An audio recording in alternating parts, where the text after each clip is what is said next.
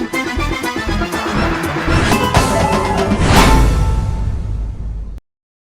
वक्त हिमाचल प्रदेश में corona virus के केसेस में थोड़ा सा इम्प्रूवमेंट आई है। पिछले 2 दिन से हमारे पास कोई भी पॉजिटिव केसेस नहीं आए।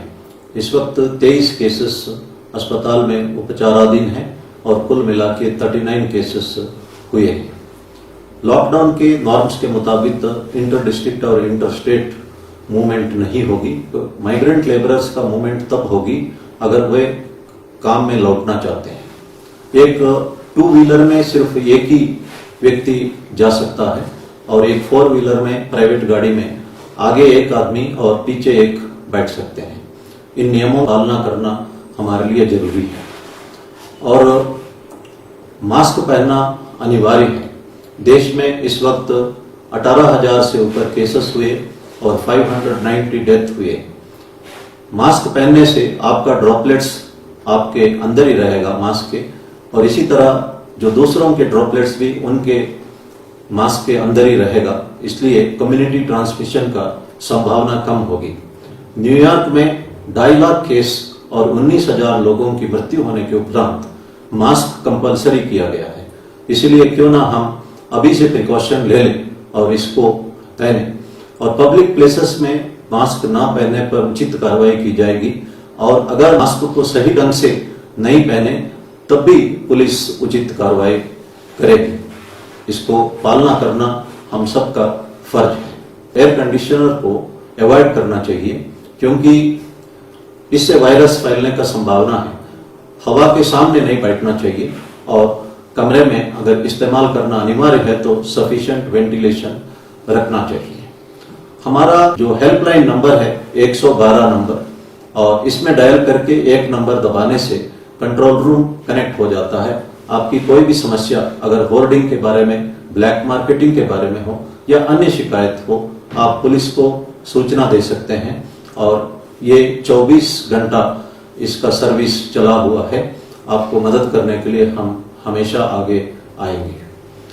और कुछ सोशल मीडिया में जो मैसेजेस चला हुआ है इस तरह का कि कम्युनल जो इंस्टिगेशन हो रहा है और कम्युनल डिस्क्रिमिनेशन भी हमें देखने को मिला है, जो अस्पताल में हो या राशन शॉप्स में हो या पब्लिक यूटिलिटी सर्विसेज में हो, किसी तरह का डिस्क्रिमिनेशन हम बर्दाश्त नहीं करेंगे।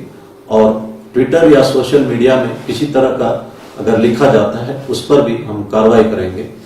जो कोरोना वायरस है वो जाति, धर्म, कास्ट, क्रीड और वीआईपी, कॉमन मैन किसी को भी संक्रमित कर सकता है।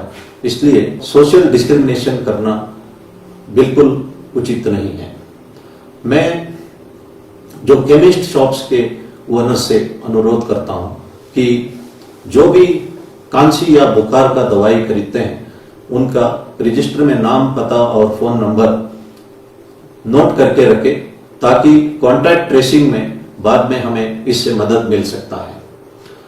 आप हमेशा अपनी तरफ से जो कुछ हो सकता है वो करिए।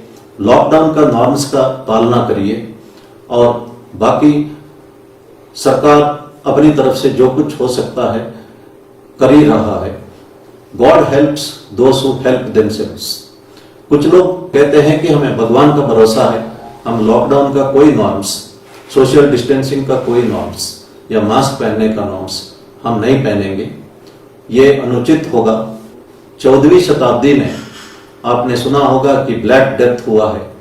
यूरोप के आधा पॉपुलेशन खत्म हुआ था क्योंकि प्लेग के दौरान सब लोग चर्च में इकट्ठा होकर भगवान से प्रार्थना की और रिपेंट की। इस वजह से प्लेग फैल गई और ये फेमस ब्लैक डेथ उसका कॉन्सिक्वेंस था। आज विज्ञान, मेडिसिन और इंफॉर्मेशन बहुत आगे है, इसका हमें सदुपयोग करना चाहिए। जो कुछ निजामुद्दीन के मरकज में हुआ वो संतोषजनक नहीं है। इसी तरह जो ईरान में कोम शहर में लोग एक दरगाह में चले गए और वहां का दीवारों में किस करने लगे ताकि वो कोरोना वायरस से दूर रह सके, लेकिन इससे कोरोना वायरस वहां स्प्रेड हो गया। 85,000 केसेस हुए और 5,000 से ज़्यादा लोग शिकार हुए, 2 मेंबर पार्लियामेंट भी शिकार हुए और उस दरगाह को बंद करना पड़ा। इसलिए हमारे को जो कहा गया है उसका पालना करें। एक छोटी सी कहानी मैं कहना चाहता हूं कि एक गांव में फ्लड आता है और सरकार ने आदेश दिया गांव खाली करने का। एक घर में 3 लोग बैठे रहे। जब पानी लेवल बढ़ गया, सरकार ने बोट भेजा।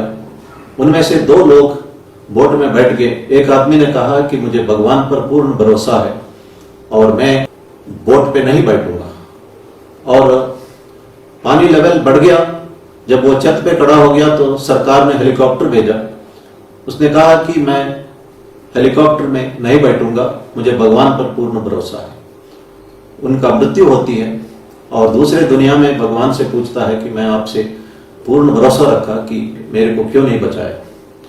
भगवान ने कहा कि मैं सरकार द्वारा आपको वार्निंग दिया मकान खाली करने का, मैंने ही सरकार द्वारा आपको बोट भेजा, मैंने ही सरकार द्वारा आपको हेलीकॉप्टर भेजा और मेरी इशारा और अपना अपॉर्चुनिटी आप समझ नहीं सके और इसीलिए उसका कीमत आपको देना पड़ा। कुरान में लिखा है कि God will not change the state of people unless they change themselves. एक बार प्रॉफेट मोहम्मद ने देखा एक आदमी कैमल को खुला छोड़ के जा रहा था और उसने कहा है कि मुझे अल्लाह पर भरोसा है। प्रॉफेट मोहम्मद ने कहा कि सबसे पहले ये कैमल को पेड़ पे बांधो और फिर अल्लाह के ऊपर भरोसा करो। सबसे पहले हमारा फर्ज हमको निभाना चाहिए। भगवान सत्य साई बाबा ने कहा, start early, drive slowly and reach safely. ये इनका फेमस कोटेशन है। लेकिन इतना एक्सीडेंट्स इसीलिए हो रहा है, हम ट्रैफिक के तमाम जो रूल्स है उसको तोड़ते हैं। मैंने कई एक्सीडेंट्स में देखा है कि लोग कहते हैं कि साइड पर कि भगवान का दिल पत्थर है और करुणा नाम का चीज ही उनमें नहीं है। लेकिन हम सब ये बोलते हैं कि God helps those who help themselves. जो स्टूडेंट्स घर में पढ़ते हैं, मेहनत करना चाहिए, then only God helps them. There is no substitution for hard work. अगर आप सोचते हैं कि भगवान को मंदिर पे थोड़ा पैसा चढ़ाने से फर्स्ट क्लास आएगा, यह आपका गलतफहमी होगी। आपको मेहनत करना ही पड़ेगा, तभी आप कॉम्पिटिटिव एग्जाम्स है, IIT है या मेडिकल सीट्स वगैरह हासिल कर सकते हैं और इसके लिए हार्ड वर्क आवश्यक है। हमारे को जो कहा गया है वो फर्ज हम निभाएं और खड़ाई से निभाएं और एक एक चीज को 100% पालना करें, फिर भगवान हमें अपने आप मदद करेगा। जीसस क्राइस्ट ने एक बात कही, you do everything possible, then God will step in and will do everything which you can't do. आप अपनी तरफ से जो कुछ हो सकता है करें, उसके बाद भगवान आगे आएंगे और वो सब कुछ करेंगे जो आप नहीं कर सकते। इसलिए हम हर एक नॉर्म्स जो हमको कहा गया, कड़ाई से इसका पालना करें और बाकी भगवान के ऊपर छोड़ दें। मैं ये बिब्लिकल मैसेज दोबारा कहना चाहता हूं, you do everything that is possible, then God will step in and will do everything which you can't do. धन्यवाद। जय हिंद।